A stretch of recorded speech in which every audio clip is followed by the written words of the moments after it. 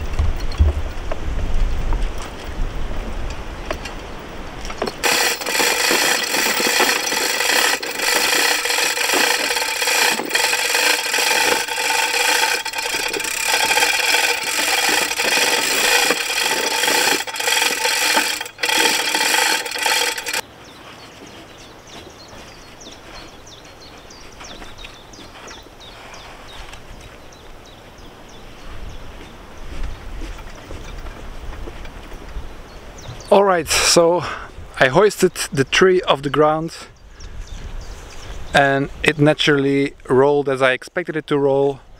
So the two up facing roots are now facing downwards. So this is what I expected and what I was planning for. And as you can see, the root end is off the ground,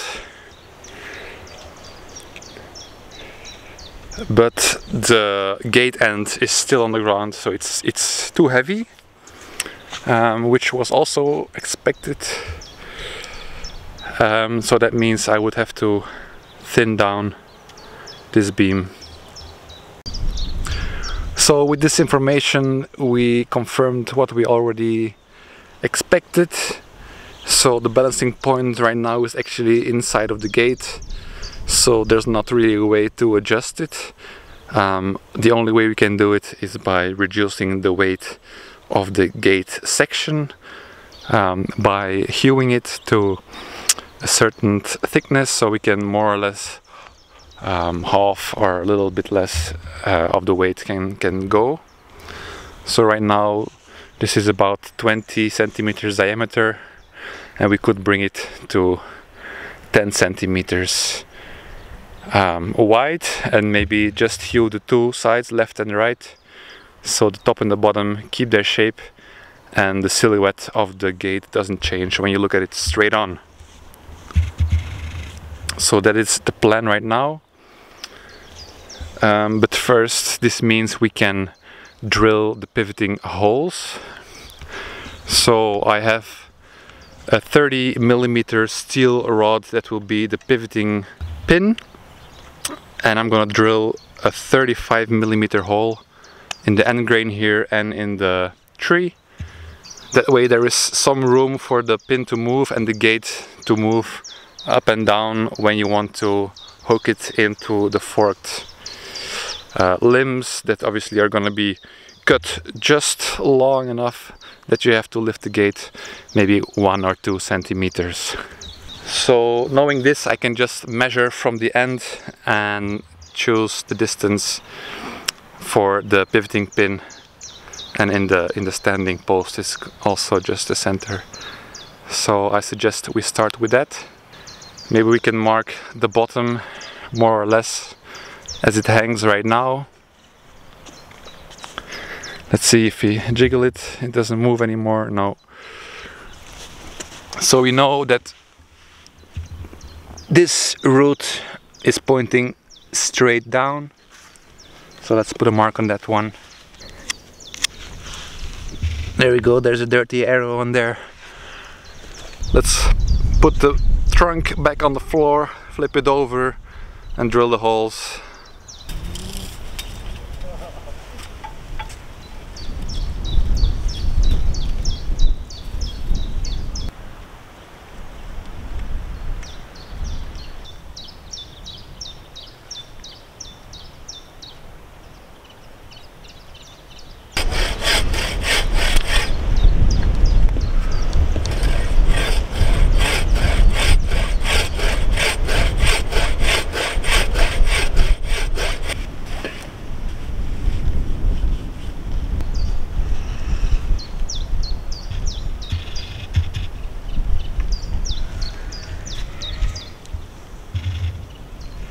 Alright, so I have this cheapo Forstner drill bit of 35mm.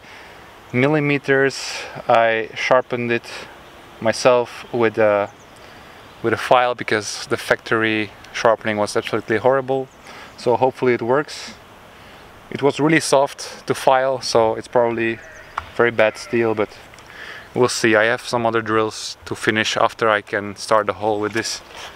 So let's see how it goes.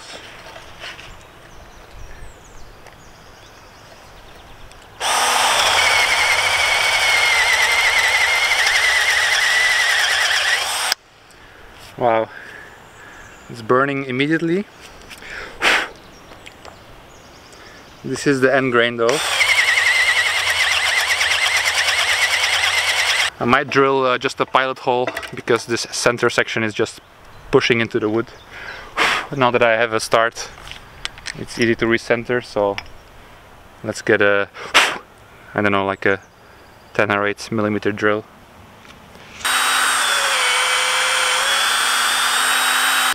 Let's see if this works any better now.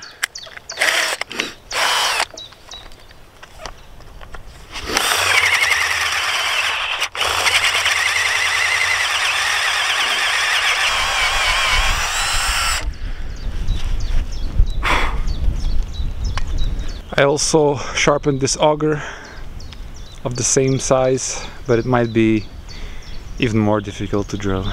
But let's give it a go.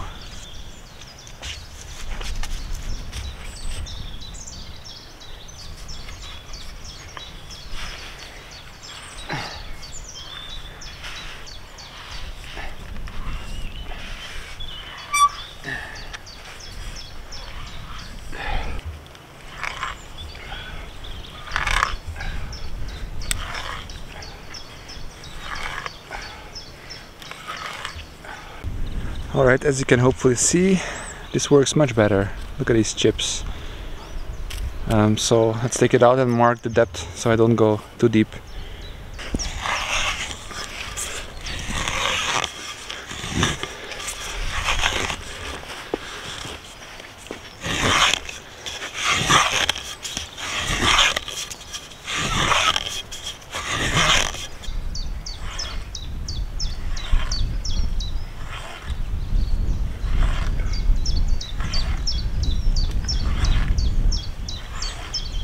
Alright, so the wind picked up.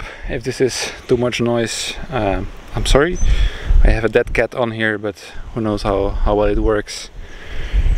So I positioned the tree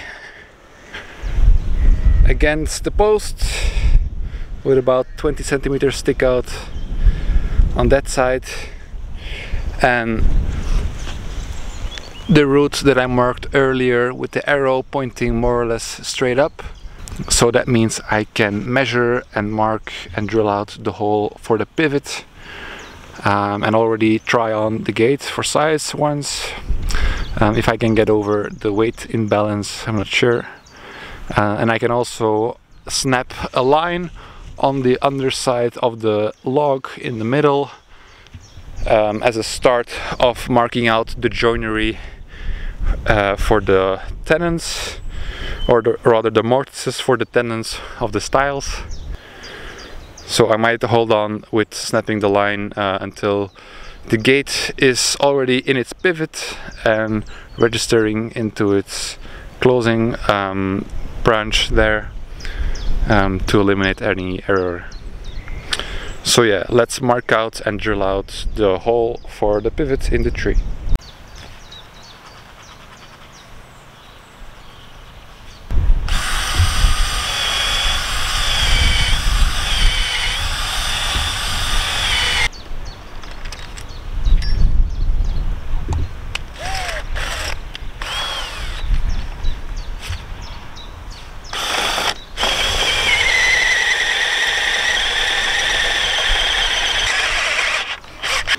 So the plan for the pivot is actually to have the central pin turning on 2 ball bearings. Well, actually on 1 ball bearing on the bottom and 1 ball bearing on the top.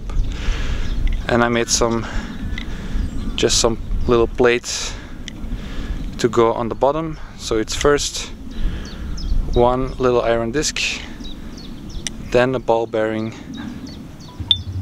then the pin, and the same on the inverse on the top to minimize the friction between the two. And also I'm planning to have this hole just deep enough so that both the post and the tree don't touch each other, and there's actually like a few millimeters in between them, so there's absolutely no friction on the wood. And hopefully like that the gate will run super smoothly, and ideally you can push it open in one go without much effort. So yeah, we'll see how that goes. We want about 10 centimeters of the pin sticking out, so let's drop in the coin and the ball bearing again. First the coin. make sure it's seated.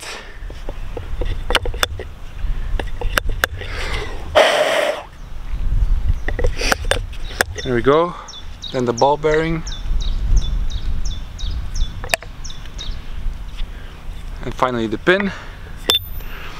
Measure. It's about 10.4 centimeters, which is perfectly fine.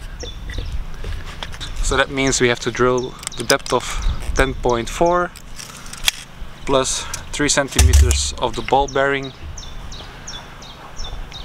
plus the thickness of the other coin minus the gap we want to have in between.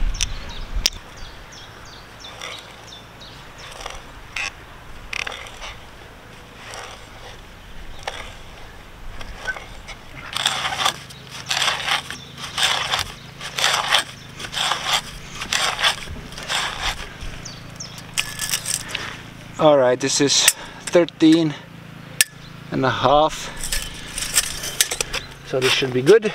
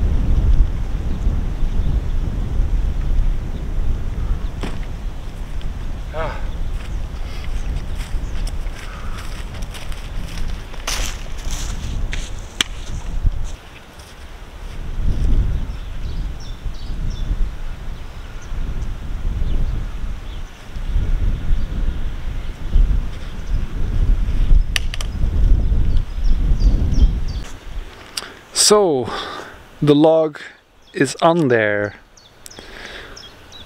and it's already manageable to open and close it. Obviously you have to lift it way too high over these branches, and it's still a bit heavy, but it's not impossible. Of course, when the rest of the gate is hanging from it, it will be more difficult. So I think it's very necessary to remove some of the weight. So this side, I think it's a bit too low.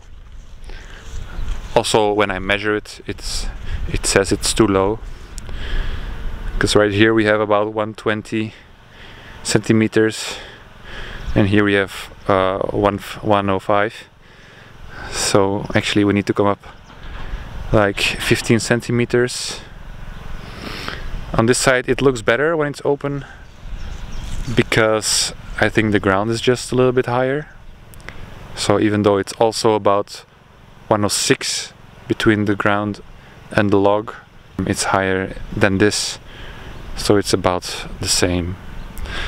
So I don't know what we can do about this, because getting the forked tree back out of the ground is going to be nearly impossible, or too much work, definitely. So we could take some height of the pivoting post, because it's quite a high gate. So when I stand next to the highest point, it's really at your diaphragm of me, and I'm 183, so it's pretty high. And maybe it's okay if it's a little bit lower, so that would be a pretty easy fix on this side, but hard fix on this side. So unless we make some kind of bridge between the two branches to lift up the resting point, I don't see another way we can fix this. So even if we drop the size of the pivoting post so the beam would be more level, it's still gonna be an issue when we diminish the diameter of the log to reduce the weight, because it will be able to sink even lower. So maybe some kind of buckle, a bridge between the two, is the easiest option. That negates a little bit the function of using the branched log. So that's a little bit of a shame.